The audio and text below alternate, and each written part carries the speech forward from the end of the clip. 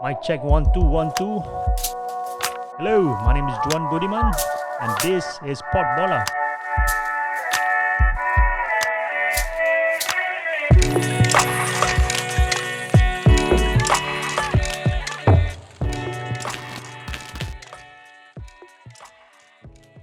Guys, JDT kita sambung balik.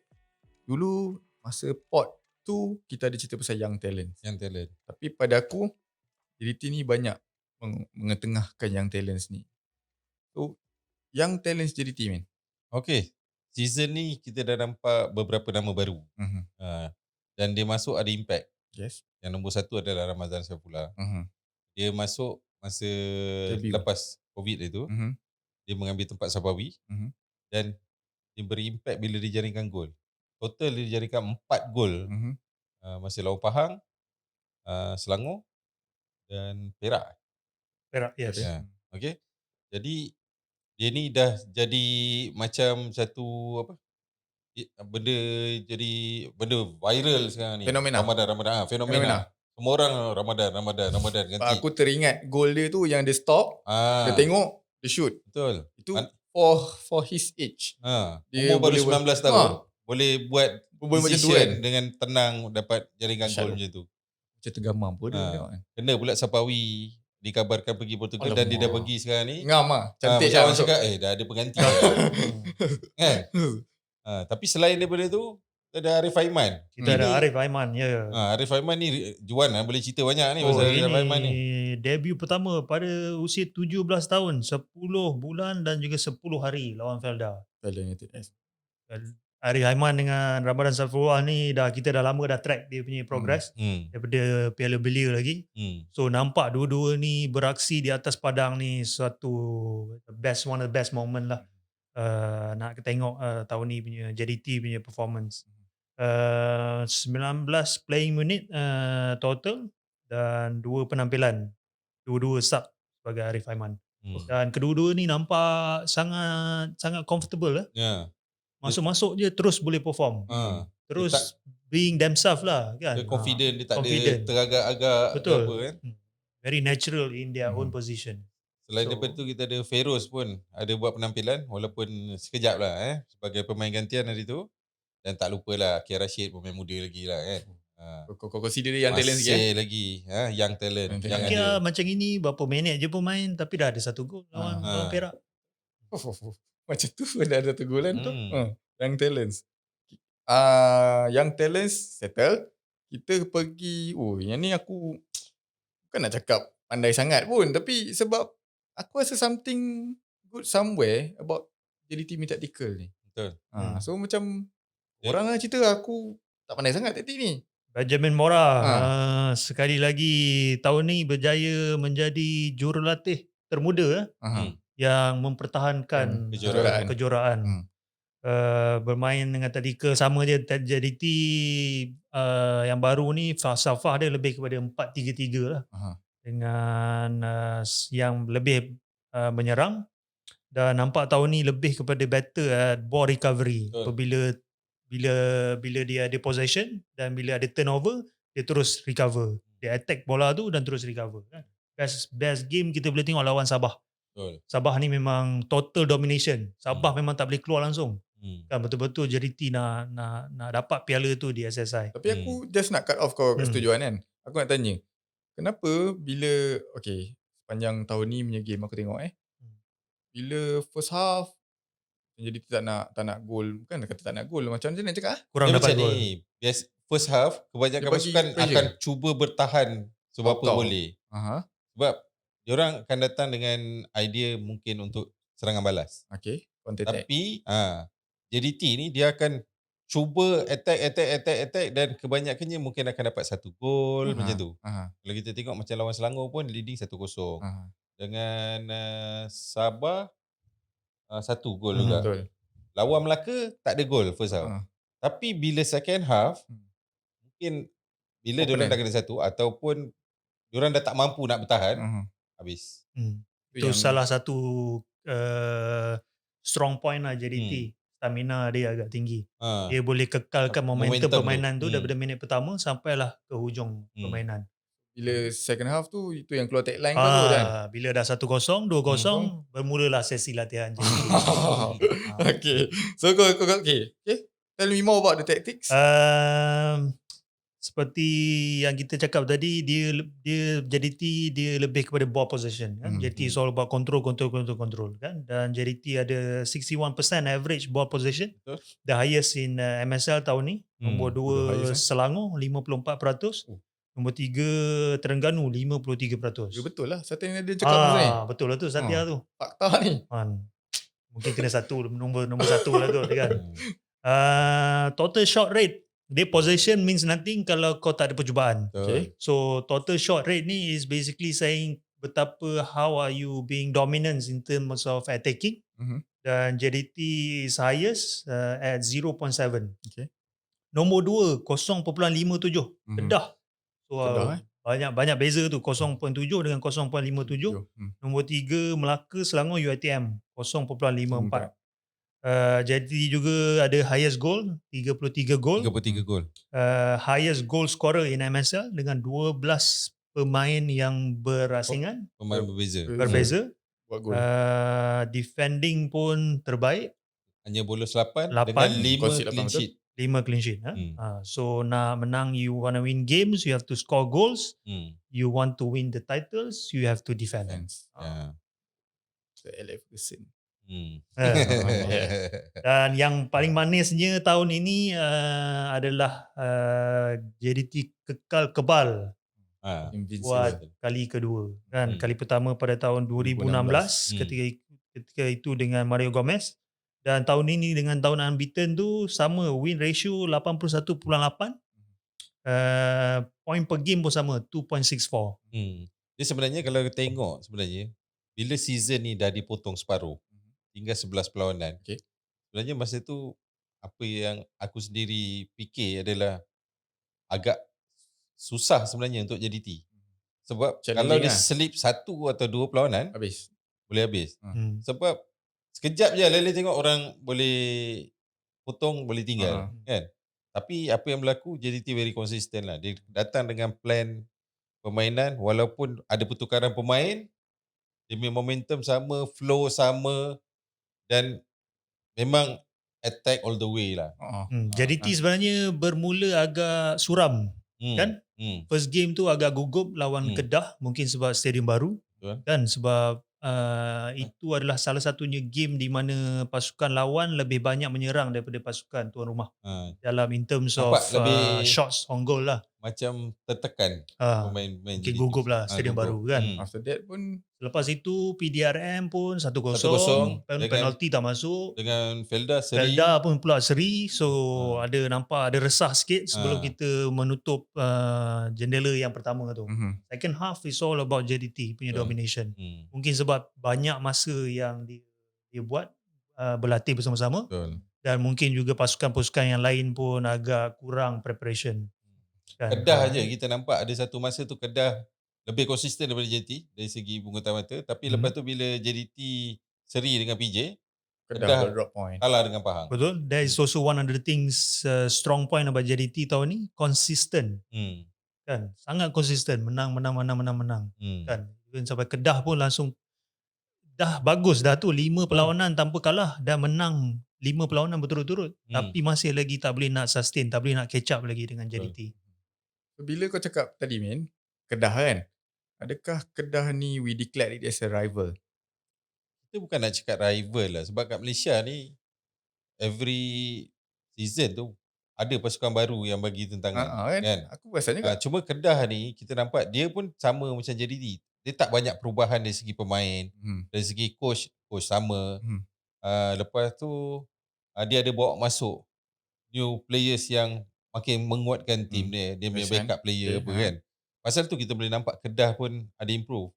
Cuma Kedah ni agak terganggu dengan masalah luaran pula. Dari segi pasukan, dari segi coaching apa semua memang dah cukup bagus dah.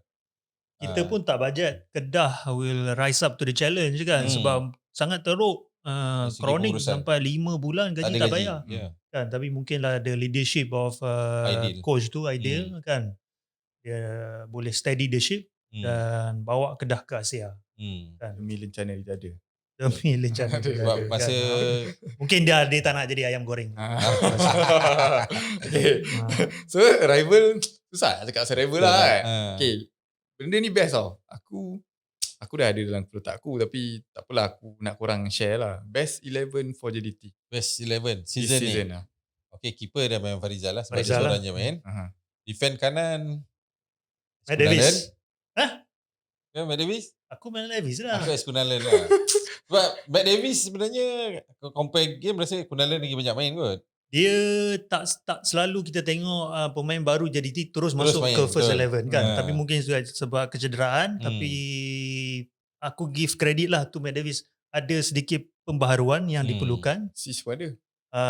Ada assist juga kan. Mungkinlah dia serangan dia tak berapa bagus dengan Kunalan, tapi overall I think Ada bis Kalau macam aku, Kunalan is Kunalan lah. Is always consistent lah. Kalau kita tengok season berapa pun itulah dia. Okay. Dua Center back CB, Mauricio, dengan Aidil. Aidil lah. Dua. Okay. Kau mana Falisas? Left back kita tak payah sebut lah. Falisas tak ada. Falisas still Aidil main lebih. Okay. Aidil Kau lagi fikir satu. macam tu lah. Dan Aidil adalah captain. Okay. Bila Haris Harun tak ada kan. Left back tak payah cerita Tak lah. payah cerita Tak lah. cerita lah. Pacak kat situ je. Okay. Dia kat sini sebab JDT banyak midfield. Aku nak tahu korang punya best midfield. Best midfield tahun ni lah Nakso, Afiq, Leandro. Aku pun pilih antara Leandro ataupun Nazmi. Sebab Nazmi pun Main peranan, betul? main peranan yang bagus lah. Betul. Kan dia lebih attacking, tapi Nacho pada aku lebih dia buat Afiq ni lebih free Selesa kan untuk pergi lebih menyerang. So tahun ni nampak Afiq pun menonjol. Mungkin juga disebabkan oleh Nacho yang berada di bawah. So Nacho, pada aku Nacho, Afiq, Nazmi lah. Nazmi. Faiz. Okay. Attacking, Cabrera, Diogo, MVP. Okay. Kau sama setuju Betul. MVP. Best 11. Aku okay. Best 11 settle. Kita pergi ke, aku rasa JDT ni macam mana pun every season kau akan nampak diorang ada future plan tau. It's either outgoing ataupun ingoing future plan. Benda tu pada aku rasa bagus lah. Dan dia being transparent to the fans juga kan. Kita nampak benda tu kan. Kau olah sikit man. Dia sebenarnya banyak banyak rumours lah, rumours kan. Masa biasa man. Cuma yang pasti sekarang ni Sapawi lah. Sapawi dah pergi loan ke Portimonense. Dah boleh sebut dah. Boleh sebut. Dah bermain pun untuk satu perlawanan bawah 23 dan dia dah nampak okey lah. Nampak dia dah steady kat sana. Kita bagi Sapawi support je lah daripada sini kan. Itu keluar tau. Ni maksudnya future plan yang player outgoing tau. Okay. Sapawi maknanya season depan Sapawi tak ada lah. Okay. Selain daripada tu pemain import Diogo dah nampak dah ada gambar pakai jersey pasukan Thailand tapi tu superimpose lah kan. Dah ada maknanya dia akan berpindah ke Liga Thailand balik. Dia idola besar lah kat sana. Idola besar. Tak ada pengganti. Jadi Diogo akan ke sana. Yang lain tak pasti kan sebab biasanya kontrak 2 tahun kan. Tapi kita tak ada dengar lagi lah sama dikekalkan ke atau keluar macam Mauricio Cabrera dengan Leandro ni kan. Haris Harun memang akan ke Coventry tapi Coventry di JDT jugalah kan. Untuk import lah. Pemain tempatan Siapa ganti Sabawi? kita dah ada berganti dah. Kau jangan cakap kita dah ganti berganti. JDT dah ada berganti. JDT dah ada berganti. JDT dah ada berganti. Ramadan dah ada. Okay. Tapi tu lah partner Dominic dekat kelab dia tu pun dengar macam nak ke sini kan. Sebab dia kata pun kontrak 6 bulan saja kan. Ngam-ngam lah. Kita tunggulah. Mungkin dia makan angin je lah kot. Kan mungkin dia nak balik ke. Tapi kebiasaannya kalau rumours kat MSL ni kau tak kait dengan JDT, tak jadi rumours tu. Betul. Kan? Terus semua orang akan cakap pergi JDT bro. Sebenarnya orang pun ternanti-nanti siapa lagi nak pergi JDT ni. Tapi kita dah dengar jugalah yang ada seorang pemain Astro interview tu. Dia dah bagi tahu dia ada dapat tawaran. Itu dia cakap kalau dapat tawaran. Tapi mungkin lah kan dia dinamik kan. Kau kuat no. Semua lah. Okay, kalau kata player out, Player coming in? Itulah tadi sebut. Satu kena sebut. Yang rumors lah kita cakap rumors. Bukan maknanya kita confirm lah. Betul, okay. Sumare kan. Lepas tu yang lain tak tahulah. Yang kita dengar-dengar je lah. Habis yang Juan tweet pasal Son Sevara tu. Oh, aku macam nak percaya dah terus. Ya betul Juan. Senang cakap kita welcome je lah. Aku jadi macam tu je. Bolehlah dia buat wawancara dengan Astro ke kan, bagi tahu saya kalau boleh saya nak main dengan dan we'll make it happen for you lah. Ada nangis-nangis ke? Buat sedih-sedih, buat kisah sedih sikit kan. Tapi kalau tadi kau cakap Diogo keluar, aku just nak tahu korang punya pendapat. Rumors. Itulah aku nak tanya korang juga sebenarnya. Siapa yang masuk? Korang hari tu main kat SSI, kau tak tanya ke siapa nak masuk ganti Diogo ni? Aku main bola, aku dah tak fikir apa dah. Patut tanya-tanya lah. Tapi kebiasaannya di JDT is either Argentinian ataupun Brazilian lah. Yes, dua tu je. Kita ada Fernando Rodriguez di JDT 2 kan.